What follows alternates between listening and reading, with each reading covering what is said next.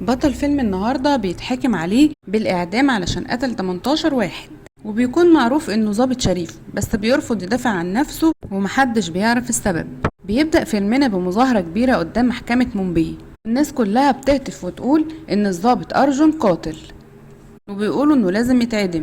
وفي نفس الوقت بتوصل عربية الترحيلات وبيكون معاهم حراسة كبيرة. بنشوف الضابط أرجون وهو نازل من العربية وبيعرف إن الناس كلها بتكرهه وبتقول عليه سفاح. وبنشوف المحامي تياجي وهو بيقول اللي حصل قدام القاضي، وإن الضابط أرجون دخل بيت رئيس الوزراء وقتل ابنه والنائب بتاعه، كمان قتل مفوض الشرطة ابن يشبندش بندي، وبالمرة كمان الضابط افاستو والمحامي كنكاري، غير 6 أشخاص من نواب البرلمان على شوية عساكر ومسؤولين حكوميين. كده بيكون الضابط أرجون قتل 18 شخص من غير رحمة. وكمان بيقول إن أرجون مش ضابط شرطة، ده سفاح يا معلم، وإنه بيشوه صورة الحكومة أكتر ما بيحمي البلد. ودي الصورة اللي موجودة في مكان الحادثة. تياجي بيطلب من القاضي حبس أرجون 15 يوم على ذمة التحقيق، والقاضي بيقول لأرجون لو عاوز تقول حاجة دلوقتي قولها، فأرجون بيقول له لأ.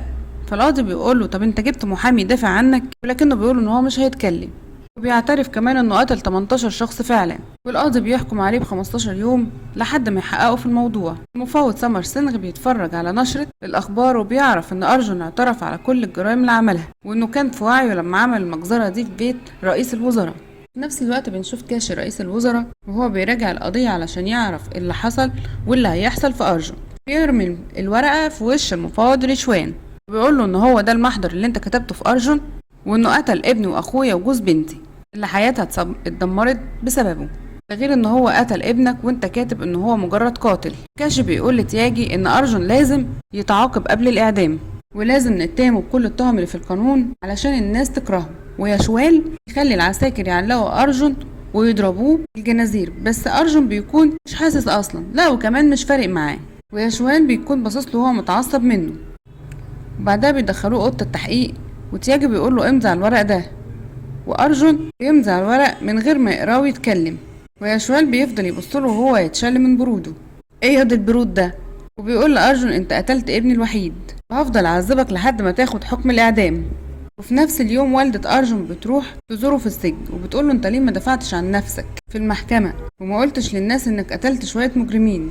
وأرجون بيقول لها ان خلاص خدت القرار وعايزة اموت، كمان مش عايزك انت ولا اختي تيجوا هنا تاني. وامه بتفضل تعيط وهو بيسيبها ويمشي، وبيرجع الزنزانة وبيكتب رسالة وبيقوله انا بشكرك علشان وقفت جنبي في القضية، بس انا عاوز طلب اخير منك، وهي انك ما تقولش ان الحقيقة هترجع مرة تانية علشان انا وانت بس اللي عارفين الحقيقة. وبنرجع فلاش باك في بيت أرجون قبل الحادثة، وهو بيكون قاعد بيتدرب في الجنينة ووالدته بتقول له يلا علشان الفطار جاهز، وأرجون بيقول لها انه مش عايز يفطر النهارده، فبتقول له انك بتلعب رياضة يعني المفروض تاكل كويس. في نفس الوقت بتخش عليهم اخته راجية وبتقول له والدتها انها طول الوقت بتكون مهتمة بيه وما فيش اهتمام بيا خالص. وأرجون بيقول لها انت بتغيري بس علشان امي بتحبني اكتر منك. وراجية بتقول له بقى انا غير منك انت؟ يلا ده وش رجل احسن من وشك. فبيقول لها الله الله انت هتضربيني ولا ايه يا وليه؟ تقول له لا يا حبيبي انا مش جاي اتخانق، انا جاي اقول لكم ان انا هسافر علشان هروح الكليه، وكمان خدت 1000 روبيه من المحفظه بتاعتك. بعدها بنشوف أرجون وهو بيقبض على مجرم اسمه حكيم، وحكيم بيقول لهم انتوا مستعجلين على ايه؟ انا كده كده هخرج منها زي كل مره. والمحامي بيقول للقاضي ان الحكومه اتهمت حكيم بالتحرش ونسيت انه كان مسافر اصلا وما كانش قاعد في مومباي، دي كمان تذكره الطيران بتاعته، ودي كمان الفاتوره اللي كان قاعد بيها في الفندق. وأرجون بيقول للقاضي ان كونكار المحامي بيكذب وحكيم شغال في الدعارة وتجارة البنات، بس القاضي بيقوله انت ما عندكش دليل، وبتتهم حكيم انه مذنب، والاوراق اللي قدامي بتقول ان مفيش دليل. في الاخر القاضي بيحكم ببراءة حكيم، وارجون بيخرج مع صاحبه حيدر وهو متضايق من اللي حصل. وحكيم بيخرج ويقول له انا قلت لك ان هخرج منها زي كل مره، وبحذرك ان العداوه معايا ملهاش سكه غير الموت، وبيهدده انه هيقتله هو واخته. وارجون بيتعصب على حكيم وبيمسكه من رقبته ويضربه وبيقول له انت اتجننت ازاي انت تعمل كده. والمحامي بيقول لحيدر خده من هنا قبل ما اسجنه، واللي انت عملته ده تدفع ثمنه كتير وقريب قوي. وفي نفس الوقت بعدها أرجون بيروح البار مع حيدر وبيفضل يشرب علشان ينسى اللي حصل، وبيقول له حكيم علم علينا زي كل مرة، وأي واحد مجرم بيروح للقاضي، كل ما واحد فيهم بيروح للقاضي كونكاري بيخرجه. وحيدر بيقول له ما تشغلش بالك بواحد زي ده، وحيدر بيقول له البنت جنات دلوقتي جايه علشان تخرج معاه، وحيدر بيقول له ما تجيبش السيره دي، وحيدر بيقول له يا عم البنت بتحبك وانت منفض لها وما تشربش كتير عشان تعرف تروح البيت. بنشوف جنات اللي بتكون شغاله رقاصه في البار، وصاحبتها بتقول لها ان حبيبك ارجن لسه ماشي من شويه، وان في ناس كتيره قوي اغنياء عايزين يتجوزوكي وانت بترفضيهم علشان ارجن. وجنات بترد عليها وتقول لها عمرك ما هتفهمي غير لما تحبي، وان ارجن هو الوحيد اللي عاملني كويس وحبني، وهفضل مستنياه لحد ما يجي يتجوزني. وارجن بيركب عربيته وبتعطل منه في وسط الطريق، وبينزل من عربيته وحكيم ورجالته بيكونوا ماشيين وراه، وبينزل من عربيته وبيروح يتكلم مع ارجن. حكيم بيقول له ان مش جاي اعمل لك مشاكل وان عايزك تحترمني بس، وارجن بيقول له ان مش بحترم الناس اللي زيك. وبيتعصب حكيم وبيقول له بص للطريق اللي قدامك، احنا في صحراء، يعني لو قتلتك دلوقتي مش هاخد فيها يوم سجن، وساعتها طبعا روح اخد اختك واركبها في عربيه الجيب. وحكيم بيقول له ان همشي دلوقتي بس عايزك تفكر في اللي سمعته. وارجن بيقول في نفسه ان فعلا الطريق صحراء وان ده هتكون احسن فرصه يخلص فيها من حكيم.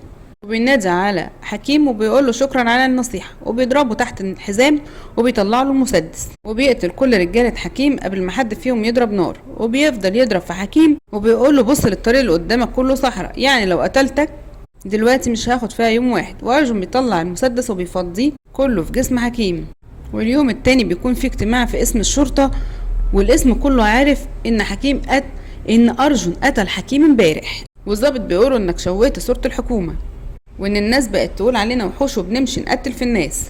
وارجن بيقول لهم انا حتى ما قتلتش حكيم علشان انتقم منه، بس كنت بدافع عن نفسي. الظابط بيقول له ان مفيش واحد يمسك واحد ويكسر له 17 عظمه ويقول كنت بدافع عن نفسي، وفي القانون لازم تحذر الجاني قبل ما تضرب عليه نار. وارجن بيقول لهم يعني حكيم يحط المسدس على راسي وانا اقول له استنى لحد ما انتوا وتنقذوني؟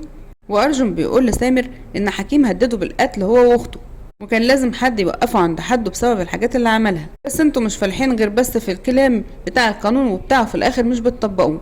وسامر بيقول ان ارجن عنده حق واننا سكتنا على العصابه دي كتير وهيجي الوقت اللي لازم نتحرك فيه. وسامر بيروح لوزير الداخليه وبيتكلم معاه وبيقول له احنا لو عاقبنا ارجن مش هنحل المشكله، ومفيش حل غير اننا نهجم على عصابه سوباري، بس احنا مش هنقبض عليهم علشان كونكاري هيخرجهم زي كل مره، والحل الوحيد ان احنا نعمل اباده جماعيه ونقتلهم كلهم، ساعتها مش هيكون قدامهم غير الاستسلام او الموت. الوزير بيوافق على الفكره وبيتفق مع سامر انهم في اليوم التاني هيروحوا يهجموا على العصابه، بيقتلوا كل واحد يقف قدامهم من عصابه سوماري، وبيوصلوا لكل الاماكن وبيحاصروهم وبيقتلوهم. وبعدها بنشوف رئيس العصابه سوباري اللي بيكون قاعد في دبي، واحد من رجالته بيقول له ان الشرطه زودتها قوي معاه، قتلوا 27 واحد من رجالتنا في اقل من اسبوعين. وواحد تاني بيقول ان المفوض اداهم اوامر بالقتل على طول وما بقاش في حبس او تحقيق مع حد زي الاول. وزير الداخليه هو اللي وافق على القرار ده، وسوباري بيتعصب وبيقول لهم كلموا كاشي زعيم المعركه خليه يتهم الشرطه بقتل الناس، ساعتها هنقلب عليهم الراي العام وحقوق الانسان، وعايزين نعمل لقاءات وهميه مع الناس وندفع رشاوي للصحفيين علشان يشوهوا سمعه الداخليه كلها، وهيثبتوا للكل انهم يقدروا يحكموا البلد. اليوم التاني بتكون في مظاهرات قدام القسم وبيكونوا عايزين يعملوا اسقاط للشرطه. وزير الداخليه بيعمل اجتماع مع كاشي اللي بيكون زعيم المعارضه، والوزير بيقول لكاشي لو جاي تعمل دوشه هنا يبقى الاجتماع ده ملوش اي لازمه وهنلغيه. وكاشي بيقول له هي الشرطه هتفضل تقتل في ولادنا لحد امتى؟ سامر بيقول له لحد ما نقدر نخلص على كل العصابات اللي في المدينه. وكاشي بيقول للوزير خلي المفوض المجنون بتاعك يسكت، بطل يقتل في الناس الغلابه اللي في الهند. فبيقول له ان اللعبه دي بيعملها الناس النصابين اللي زيك، وانك انت ورجالتك مسؤولين على قتل الناس الفقراء وبتنشر اشاعات علشان تعمل فتنه بين الناس وبعض. كاشي بيقول له ان ده اتهام خطير لحقوق الانسان، وانك دلوقتي بتتهمني من غير دليل، وان ممكن اطير حكومتك كلها بضغطه صباع. وارجن بيقول له ان حقوق الانسان دي ملهاش اي لازمه، وانك بتقتل الناس، ولسه قايل دلوقتي انك بتستغل سلطتك لمصلحتك، بس في الاخر بقى تاخد رصاصه من مسدسي. كاشي بيقول للوزير هو انت هتسكت على اللي بيحصل؟ وبيقول لارجن ان هخليك تندم على كل اللي قلته، وساعتها بقى هتتمنى انك تديني التحيه. وارجن بيقول له اوعدك ان اليوم ده هيجي، بس ساعتها هتكون لوحدك، بس ساعتها مش هتلاقي حد يشيل النعش بتاعك لما تموت. والصحافة بتكون مستنية أرجن عشان تعمل معاه لقاء، وبنته بتقول له هو قتل الناس بدل القبض عليهم بقى قانون. وحيدر بيرد عليهم ويقول لهم دول شوية بلطجية، وأكيد يعني مش هيستنونا لما نقبض عليهم وهيقتلونا على طول، ولازم ندافع عن نفسنا ونرد عليهم بالرصاص. وصحفي منهم إن سوباري هدد اسم الشرطة بالقتل، وإنه عنده قائمة اغتيال فيها كل اسامي الضباط اللي تم اغتيالهم فعلا. حيدر بيقول له انه مين قالك انه يقدر يعمل حاجه معانا؟ احنا قضينا على نص رجالته اللي في المنطقه وقريب جدا هنخلص منهم كلهم. وفي اليوم التاني ارجن بيشوف اخته بتكون راجعه من الكليه، بيلاقي شاب اسمه شري بيوصلها لحد البيت، وشري بيقول لها هو انت مش هتقولي لي اتفضل؟ فهي بتقول له ايه ده، انت قصدك انت تيجي تشرب قهوه وشاي كده عندنا؟ راح بيقول لها ايوه طبعا، انا حبيبك والمفروض تعزميني على اي حاجه. راحت قالت له خلاص ماشي هعزمك، بس هتتعرف على اخويا الظابط. لا ايه ده ايه ده، اخوكي ظابط؟ طب انا اتاخرت جدا على فكره ولازم امشي. بتقول له ايه ده ايه ده، انت خفت ولا ايه؟ لا يا ست ده البلد كلها بتخاف من اخوكي. بتقول له امال بقى لما تيجي تتجوزنا هتعمل ايه؟ لا لا لا، ما انا وقتها الاول اقول لابويا يجي معايا. في نفس اليوم اخوها بيكون قاعد يتدرب، وهي بتقول له في شاب كده عايز احكي لك عنه.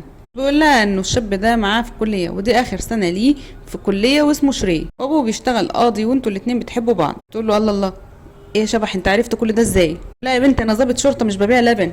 بيقول لها على فكره بقى انا موافق. فبيروح يتكلم مع القاضي، بياخد معاه سامر، والقاضي بيقول له انا ليا الشرف ان اناسب واحد زيك، بس احنا بقى عندنا شويه شروط لازم تنفذها. ان الخطوبه اولا هتكون بكره. فارجن بيقول له بس ده وقت بدري قوي ومش هنقدر ننفذ المراسم بتاعتها.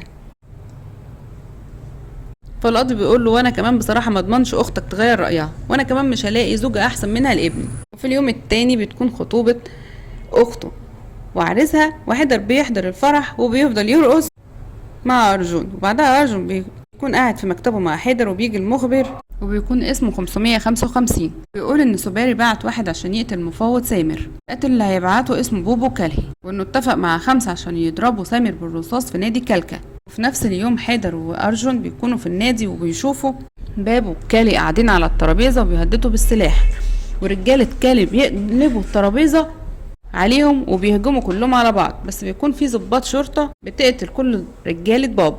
وبابو بيمسك بنته بيقول لارجون ارمي السلاح لا اقتلها، وارجون بيلف المسدس وبيضرب طلقه في دماغ بابو وبيقتله. في نفس اليوم بيكون في اجتماع في دبي، وسوباري بيتخانق مع كاشي بسبب قتل بابو وكاريا، وبيقول لكاشي ان خليتك رئيس الوزراء بعد ما كنت بتبيع لبن، وشكلت الحزب بتاعك وخليتك زعيم معارضه. وبيقولوا انا حكمت مومباي 25 سنه، واول مره يموت 27 واحد من رجالتي في اقل من شهر.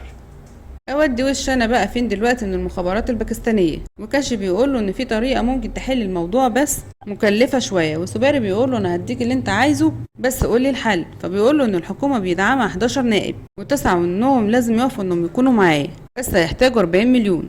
فسوباري بيقول له لو وقعت الحكومه كلها انا هديلك 60 مليون.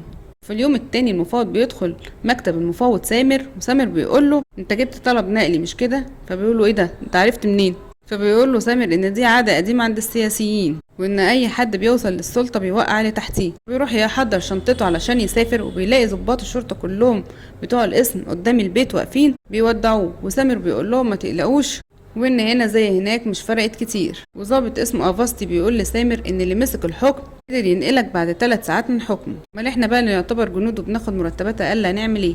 وارجون بيقول لهم انه ما يفرقش معاهم فلوس، وحيدر بيقول له ان الارهابيين بيحاربوا عشان الفلوس، واننا بنحارب علشان نحمي البلد. وفي نفس اليوم سوباري بيعمل اجتماع مع رجالته، وبيقول لهم انا صرفت 60 مليون علشان اوقع الحكومه، وجه الوقت دلوقتي عشان نرجع الفلوس ده على حساب الشعب.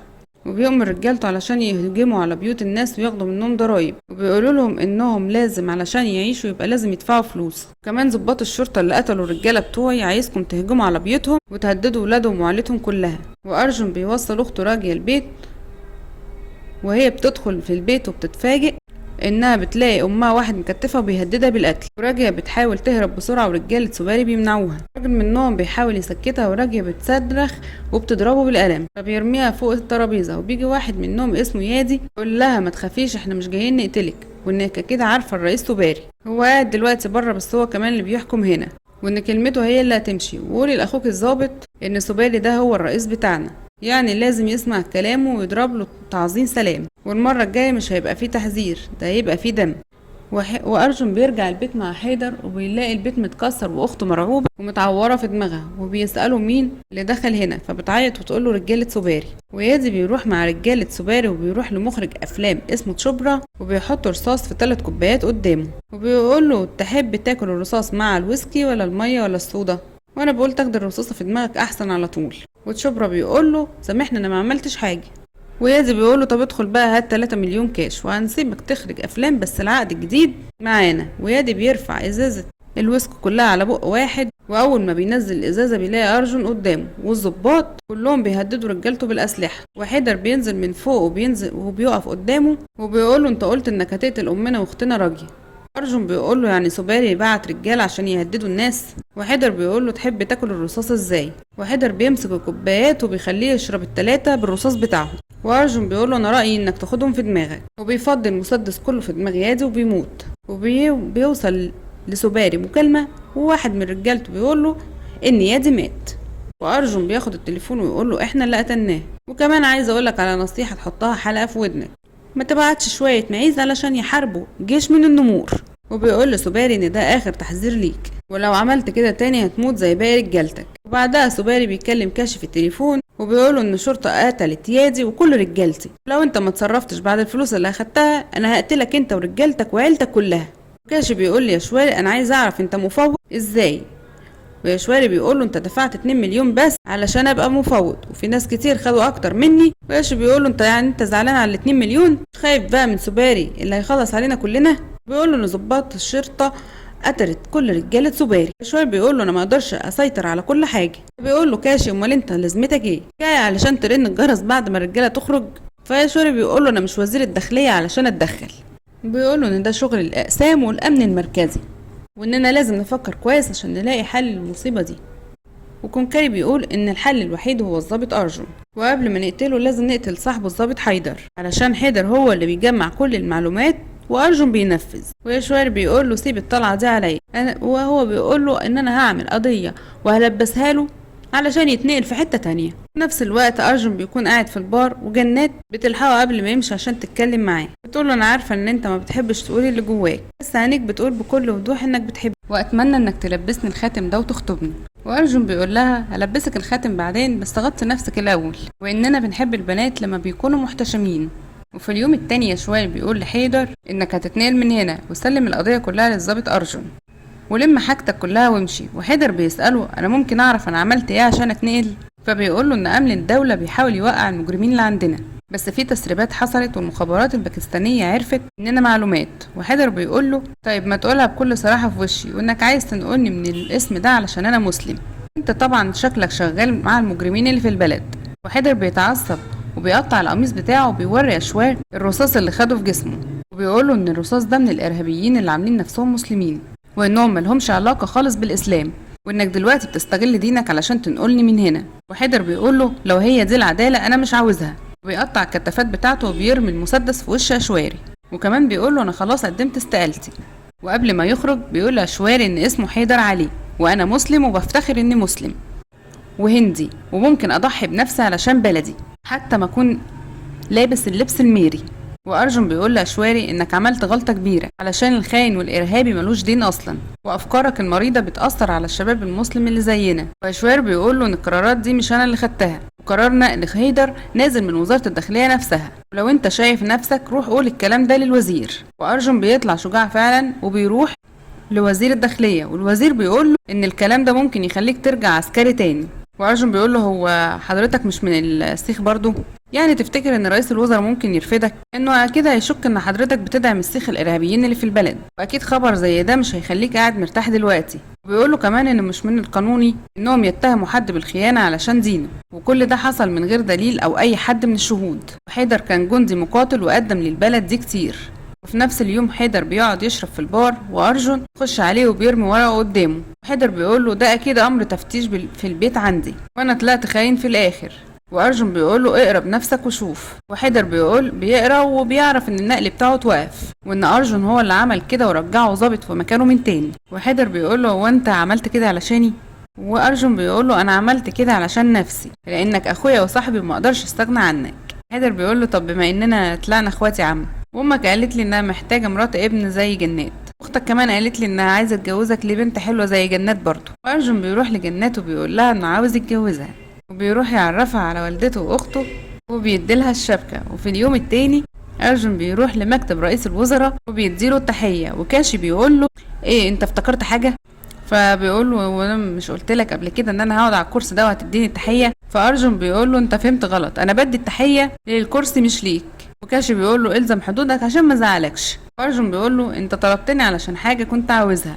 كاشي بيقول له ان وزاره الداخليه كلها شغاله تحت ايدي، وان عاوز منك التقرير اللي انت عملته على الجرائم في مومباي. وارجن بيقول له كنت عارف انك عاوز التقرير عشان تسلمه للناس اللي شغلوك هنا. وكاشي بياخد منه التقرير وبيولع فيه قدامه. وكاشي بيقول له هتكون زعلت علشان مجهودك راح. وارجن بيقول له بالعكس، ده انت اللي هتزعل ويمكن يجيلك جلطه كمان، علشان في نسخه من التقرير راحت للداخليه امبارح، وان النسخه التانيه راحت لمكتب نائب الرئيس، والنسخه التالته هي اللي انت حرقتها دلوقتي، وسوباري بتاعك ده مش هيقدر يهرب مني. وكاشي بيتعصب وبيقول له انت تعرف ان انا ممكن اقدر افعصك دلوقتي. وارجن بيقول له اللي في سنك بيكون عضمهم كبير، ولما بيتكسر بقى صعب يرجع تاني، فشيل ايدك يا ابني واسمح لي اوريك قوه العظم ده.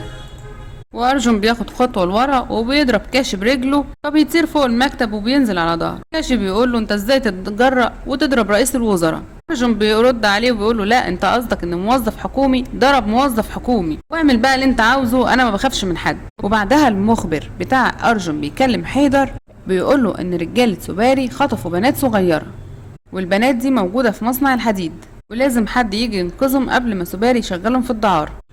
وحيدر بيخرف منه العنوان، وبنعرف ان المخبر كان بيكذب عليهم وسوباري بيقتله. وبيروح حيدر المصنع ومعاه الضباط كلهم، وبيلاقوا ان المكان فاضي وبيعرفوا ان ده كمين. بيظهر سوباري وبيقول لهم ان انا رجعت الهند، جبت معايا نص طن متفجرات علشان افجر الهند كلها، اولهم صاحبك ارجن وكل الضباط اللي في مومباي. وحيدر بيقول له انا هقتلك بالمتفجرات بتاعتي. كلهم بيضربوا على بعض نار وفي ضباط كتير بيموتوا، فبيجري حيدر بسرعه وبيستخبى منهم. وظابط بيقول لحيدر انهم اتحاصروا من كل حته، وان مفيش حل تاني غير انهم يستسلموا وحتى يهربوا. وحيدر بيقول لهم ان ده مش وقت الاستسلام ولازم نرد على ظلمهم، وبيجيب ماسوره وبيحط فيها قماشه وبيولعها، وبيقول لهم ان هدفنا الرئيسي ندمر المتفجرات اللي جابها سوباري معالي الهند. وحيدر بيخرج بسرعه والاتنين الضباط بيغطوه وبيضربوا نار على رجاله سوباري، بس بياخدوا رصاص كتير وبيموتوا هما الاتنين. وحيدر بيرمي النار والمتفجرات كلها بتنفجر، وسوباري يهجم على حيدر وبيضربه، فبيجيب حيدر مسدس بسرعة وبيهدد سوباري بالقتل. بس قبل ما حيدر يقتله بياخد رصاص في ظهره، وبيعرف ان افاست خاين وشغال مع سوباري. وسوباري بيمسك الرشاش وبيفضيه كله في جسم حيدر وبيقتله. وبعدها سوباري بيتصل بأرجن وبيقول له روح مصنع الحديد عشان حيدر اخوك مستنيك هناك وهو والاسم كله. وأرجن بيركب العربية بسرعة وبيروح هناك، وسوباري بيكون حاطط ألغام قبل المصنع، وأرجن بيدوس عليها وعربيته بتنفجر، ولكنه بيخرج منها بسرعة وبيدخل المكان وبيتصدم أول ما بيلاقي الضباط كلهم مقتولين. وبيدور على جثة حيدر وبيلاقيها مرمية على الأرض، وبيفضل يعيط عليه وبيصرخ بصوت عالي. وتاني يوم الصحافة كلهم بيتجمعوا في القسم، وشوية بيقول لهم ان حيدر كان اشجع ضابط عندنا، بس حيدر كان عميل سري وبيشتغل مع المخابرات الباكستانية. لا وكمان كان بيساعدهم، ودخل 500 طن من المتفجرات لمومباي، بس المفتش افاستي قدر انه يكشفهم في الوقت المناسب، وهو اللي قتل حيدر علشان ينقذ البلد من الارهابيين. في نفس الوقت أرجن بيدفن جثة حيدر وبيكون معاه ضباط الاسم كله عشان يعملوا جنازة عسكرية. وبنرجع تاني فلاش باك لأرجن اللي قاعد في السجن وبيقطع الرسالة اللي كان بيكتبها لسامر، وبيدخل عليه سامر وبيديله ورقة استقالته.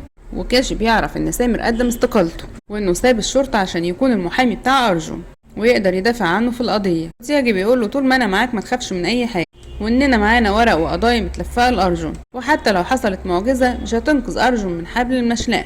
في اليوم التاني سامر بيترافع في المحكمة وبيقول انه عاوز يجيب الضباط اللي كانوا شغالين مع أرجن، ودول يعتبروا شهود مهمين في القضية، وكل الضباط بيدافعوا عن أرجن وبيقولوا انه بريء، وان كل مافيا الهند كانت بتخاف من حيدر. بس هي بلدنا دايما كده، البطل دايما بيموت وبيشوهوا سمعته، وكمان يوقفوه في القفص وهو متهم ومظلوم. وتياجي بيسأل أرجن وبيقول له اختك كانت فين يوم 1 نوفمبر اللي فات، وأرجن بيتعصب وبيكون ماسك نفسه. وتياجي بيقول للقاضي ان راجي كانت مع ابن رئيس الوزراء، ولما كانت في بيته أرجن هجم عليهم وقتلهم كلهم. أرجن بيتعصب وبيخلع الخشب وبيرميه على تياجي، بيمسكه ويضربه قدام القاضي. والقاضي بيقول لسامر بسبب اللي حصل ده هنوقف ونكمل بكره. وسامر بيرجع المكتب وبيقول احنا لازم نجيب راجية تشهد، والظابط بيقول له ان راجية جالها صدمة عصبية من اللي حصل لاخوها، ومن ساعتها وهي قاعدة في المستشفى وما بتخرجش. سامر بيروح لراجل المستشفى وما بترضاش تتكلم، ولكنه بيزن عليها علشان اخوها ما يتعدمش ظلم. راجل بتحكي كل اللي حصل لها. اليوم التاني سامر بيقدم أدلة للقاضي وبيقول ان الورق بتاع انتخابات كاشي اتطبع بحبر باكستاني، وانه اتعمل في مطبعة بتاعت كاشي، وده نفس الورق اللي حيدر وارجن مكتوب فيه انهم شغالين في المخابرات الباكستانية، هو كمان اتطبع بحبر باكستاني وفي نفس المطبعة. ده معناه ان الورق ده كله بحبر مزور علشان الحبر الباكستاني ممنوع استخدامه في الهند. وتياجي بيقول ان احنا دلوقتي في جريمة قتل، مش جايين نحقق في قضية تزوير. وسامر بيقول هنعرف السبب الحقيقي بس مش هقدر اقوله في المحكمة. في نفس الوقت بتدخل راكي وبتقول للقاضي انا هقول لكم على السبب، وارجن بيقول لها ارجعي البيت وما تقوليش حاجة. وراكي بتقول ان ابن اكاش واسوار وسوباري خطفوها البيت في المزرعة، كلهم اتجمعوا عليها واغتصبوها. وفي يوم جنازة حيدر سوباري اتصل على أرجن، وسوباري بيقول له تعالى شوف أختك واحنا بنغتصبها كلنا. وأرجن بيروح البيت وبيقتلهم كلهم، وبيخلي سوباري ينام على السرير وبيغرز السيف في بطنه. وفي النهاية القاضي بيحكم ببراءة أرجن وبيخرج مع والدته وأخته، والناس كلها بتهتف باسمه. كده يكون انتهى الفيلم. متنساش بقى تعمل لايك للفيديو وتشترك في القناة، وانتظروا باقي الأفلام. يا سلام.